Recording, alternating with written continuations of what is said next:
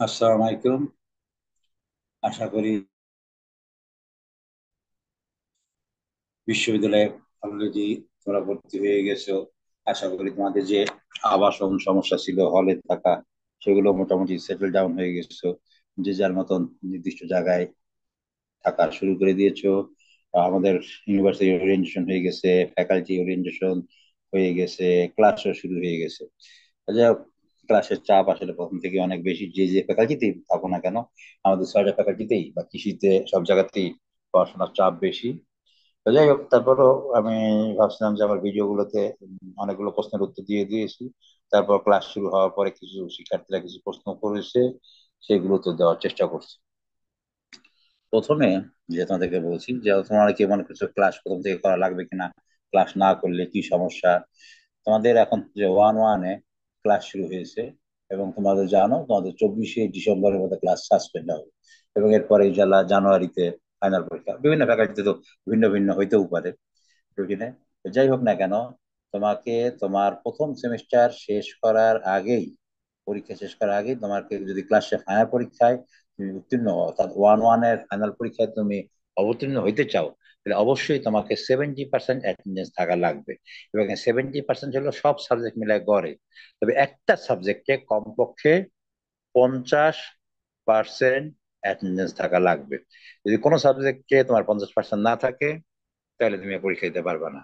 আবার তোমার হয়তো সব সাবজেক্টে আছে, কিন্তু সব মিলাই গড়ে যদি 70%-এর নিচে থাকে, তাহলেও কিন্তু তুমি ফাইনাল পরীক্ষা দিতে পারবে না। আর আমাদের কিন্তু অ্যাটেন্ডেন্স মার্ক আছে। যেমন 91 থেকে যদি 100% থাকে অ্যাটেন্ডেন্স, তাহলে 10-এ 10। 81 থেকে 90 হইলে, আমাদের টোটাল অ্যাটেন্ডেন্স মার্ক হলো 10। তো 91 থেকে 100 হইলে 10-এ 10। 81 থেকে 90 হইলে 9। 71 থেকে 80 হইলে 8। 61 থেকে 70 হইলে 6। 51 থেকে 60 হইলে 50। তবে 50% পর্যন্ত অ্যাটেন্ডেন্স থাকলে, আর 51% নিচে হয়ে গেলে তোমার শূন্য। তার মানে তুমি যদি ক্লাস ঠিক মতো না করো, কোনো কারণে তোমার অ্যাটেন্ডেন্স যদি 51%-এর নিচে চলে যায়, তাহলে কিন্তু মার্ক শূন্য হয়ে যাবে। এখানে কিন্তু আমাদের ভালো মার্ক পাওয়ার একটা সুযোগ আছে, এই জন্য ক্লাসগুলো রেগুলার করতে হবে। অনেকে ভাবছো যে আমি সকালে ক্লাস করবো, বিকালে করবো না, বা বিকালে করবো সকালে করবো না। যাই করো না কেন, তোমার একটা সাবজেক্ট কি দেখা গেল যে তোমার যদি অ্যাটেন্ডেন্স 50%-এর নিচে চলে যায়, নাম্বার তাইলে জিরো হয়ে যাবে। এবং সেই ক্ষেত্রে তুমি কি করতে পারবে না, পরীক্ষা দিতে পারবে না। আবার সব সাবজেক্ট অল্প করে করলেও হবে না, মোটামুটি 70%-এর উপরে থাকতে হবে। এখন যে বিষয়টা নিয়ে সবচেয়ে বড় সমস্যা, অনেকেই এখানে ভর্তি হয়েছে কিন্তু তাদের সাবজেক্ট পছন্দ হচ্ছে না, রিঅ্যাডমিশন নেওয়ার চিন্তা করছো, যে ইউনিভার্সিটি হোক না কেন। তোমাকে কিন্তু এর আগেই বলা হয়েছে তোমাকে কমপক্ষে 15% অ্যাটেন্ডেন্স তোমার থাকতে হবে। এখন এই 15% কিভাবে, এখন যেটা নতুন নিয়ম, আগে এটা ছিল না, যার জন্য আগে কোনো ছাত্র একবার ভর্তি হয়ে চলে গেলে কোনো সমস্যা ছিল না। এবারও কিন্তু ফিশারিজে একজন, বায়োটেকে একজন, এরকম ছাত্র আমরা পেয়েছি যারা গত বছর কোনো ক্লাস না করেও ভর্তি, পুনর্ভর্তির জন্য আবেদন করেছে। যাই হোক, যেহেতু এবার আগেরটা এরকম এত বহু প্রচলিত ছিল না, সেজন্য আমরা কনসিডার করছি, কিন্তু এবার থেকে একেবারে পুরোপুরি হয়ে যাবে। এবং যদি সে ক্লাস না করে, 15% ক্লাস না করলে, তাহলে পুনর্ভর্তি না, তার কিন্তু ভর্তি বাতিল হয়ে যাবে। এবং তার সার্টিফিকেট তৈরি, সে যদি অন্য জায়গায় চান্সও পায়, তাও তার সার্টিফিকেট তুলতে হলে তাকে কিন্তু 10,000 টাকা জমা দিতে হবে। ভর্তি হতে পারবে না, এবং 10,000 টাকা তার কিন্তু ক্ষতিগ্রস্ত সে হবে। এই জন্য এই বিষয়টা খুবই কেয়ারফুল থাকতে হবে। তো এখন তোমরা যারা পুনর্ভর্তি হতে চাচ্ছ, তোমাদের মধ্যে অনেকে চিন্তা করতেছে যে আমার পড়াশোনা আছে বিকালে, আমি খালি সকালে ক্লাসগুলো করবো। আমাদের যেমন অনেক জায়গায় আছে সকালে থিওরি আছে, বিকালে প্র্যাকটিক্যাল। থিওরিতে তোমার অ্যাটেন্ডেন্স দেখা গেল যে 15%-এর বেশি, 20-30% হয়ে গেল, কিন্তু প্র্যাকটিক্যালে যায় তোমার শূন্য। গড়ে যায় দেখা গেল যে তোমার অ্যাটেন্ডেন্স 15%-এর নিচে। মনে করো তোমার টোটাল সাবজেক্ট আছে 12টা, 7টা থিওরি, 5টা প্র্যাকটিক্যাল। এই 7টা থিওরিতে তুমি হয়তো দেখা যাচ্ছে যে অ্যাটেন্ডেন্স তুমি পার করেছো, কিন্তু প্র্যাকটিক্যাল তোমার অ্যাটেন্ডেন্স নাই, তোমার ভর্তি বাতিল হয়ে যাবে, পুনর্ভর্তি হইতে পারবে না। এই জন্য ক্লাসগুলো খুব সূক্ষ্মভাবে করতে হবে। আর এখন তো অনেক সাবজেক্টে প্র্যাকটিক্যাল শুরু হয় নাই, এখন শুধু থিওরি ক্লাস চলছে। তো সেজন্য তোমাকে করতে হবে, খালি 1 মাস থাকলেই হবে বা 15 দিন থাকলেই হবে তা না। আবার অনেকে এখন আসে নাই, তারা থেকে বলতেছি দ্রুত চলে আসে। কারণ প্রথম 2 সপ্তাহের মধ্যে কোনো ছাত্র যদি একটা ক্লাস না করে, তাহলেও ভর্তি বাতিল হইতে পারে।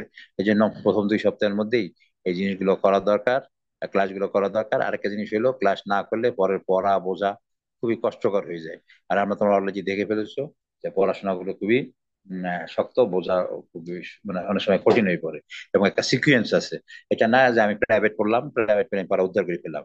আরেকটা প্রশ্ন কেউ কেউ করছে, যদিও এটা প্রশ্ন অবান্তর, যে আমার কি এই ফার্স্ট সেমিস্টারই করতে হবে কিনা।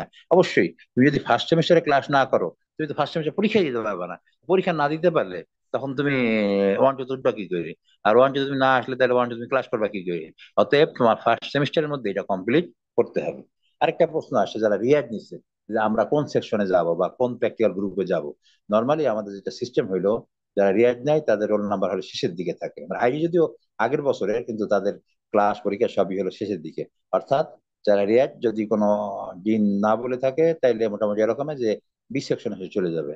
আর প্র্যাকটিক্যাল গ্রুপ যেটা লাস্ট যে গ্রুপ, যদি চারটা গ্রুপ, যেমন ফিশারি যে চারটা গ্রুপ আছে, তাহলে সে ডি গ্রুপে যাবে। যদি এগ্রিকালচারের সম্ভবত পাঁচটা গ্রুপ, তাইলে ই গ্রুপে। আর ভেটেনারিতে যদি ছয়টা গ্রুপ, তাইলে সে চলে যাবে হইলো এফ গ্রুপে। আর অন্যান্য যাদের তিনটা বা দুইটা গ্রুপ আছে, লাস্ট যে গ্রুপটা আছে, সেই গ্রুপে প্র্যাকটিক্যাল ক্লাস করবে হইলো যারা পুনর্ভর্তি হয়েছে। আরেকটা জিনিস অনেকে বুঝতেছে না, যে ক্রেডিট সিস্টেম, এর আগে একবার আমি বলেছিলাম, তারপরে বলছি। ক্রেডিট মানে হইলো, থিওরি ক্রেডিট হইলো সপ্তাহে কতটা ক্লাস। যদি 3 ক্রেডিট হয়, তার মানে সপ্তাহে 3টা ক্লাস। এবং যদি আমাদের 14 সপ্তাহ ক্লাস হয়, তাহলে 3 14 42টা তার ক্লাস হবে।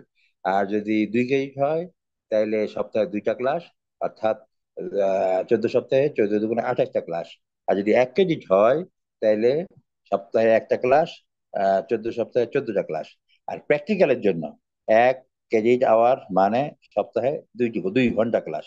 তার মানে যদি 1 ক্রেডিট হয়, তাহলে সেই ক্ষেত্রে তার 14 সপ্তাহে 14 × 2 = 28 ঘন্টা ক্লাস করতে হবে। এটা হলো ক্লাস। আর সঙ্গে তো প্র্যাকটিক্যাল খাতা বা অন্যান্য জিনিসগুলো আছে। মার্ক সিস্টেম কি রকমের? মার্ক সিস্টেম টোটাল হলো আমাদের 100 নম্বরের মধ্যে পরীক্ষা হয়। তার মধ্যে 50 নম্বর আগে, তোমাদেরকে আগে আমি জানিয়ে দিয়েছি যে অ্যাটেন্ডেন্সের জন্য আছে 10। আর দুইটা আমাদের ক্লাস টেস্ট হবে। এই ক্লাস টেস্টে টোটাল হলো 25। এটা 10 10 10 15 হইতে পারে, 12 13 হইতে পারে। বা কোনো টিচার যদি মনে করে না আমি একবার না নিয়ে আমি 2বার বা 3বারই নেবো, তাও নিতে পারে। যাই হোক, ক্লাস টেস্টের টোটাল হলো যেভাবে হোক না কেন, ক্লাস টেস্টে মোট হলো 25। আর একটা কুইজ থাকবে, একটা বা দুইটা যে করতে পারে টিচাররা। কুইজের জন্য 5। কুইজে কি থাকবে? শূন্যস্থান থাকতে পারে, সত্য মিথ্যা থাকতে পারে, এমসিকিউ থাকতে পারে। এটা নির্ভর করে টিচারদের উপরে। এই কুইজে থাকবে 5। আর একটা থাকবে অ্যাসাইনমেন্ট। অ্যাসাইনমেন্ট লিখিত হইতে পারে, গ্রুপ হইতে পারে, ইন্ডিভিজুয়াল হইতে পারে। কখনো কখনো কোনো কোনো টিচার প্রেজেন্টেশনও নেয়। যাই নিক না কেন, এই অ্যাসাইনমেন্টে 10। এই সব মিলায়ে 50 হলো পরীক্ষার, ফাইনাল পরীক্ষার আগে। আর 50 হলো ফাইনাল পরীক্ষার সময়। মোট 50 50 100। এটা থিওরির জন্য যেরকম, প্র্যাকটিক্যালের জন্য এরকম। এরকম এখন প্র্যাকটিক্যালে হয়তো ভিন্নতা হইতে পারে, হয়তো কেউ খাতার জন্য নাম্বার দিতে পারে, ভাইবার জন্য নাম্বার। যাই হোক না কেন, সব মিলায়ে মিড টার্মে 25, অ্যাসাইনমেন্টে 10, কুইজে 5, এবং ফাইনালে 50। আশা করি বুঝতে পেরেছো। আর আরো যদি কোনো প্রশ্ন থাকে, আমি পরবর্তীতে হয়তো আনসার দেওয়ার চেষ্টা করব।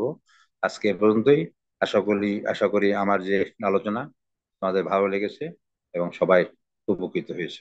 সবাইকে ধন্যবাদ। আসসালামু আলাইকুম।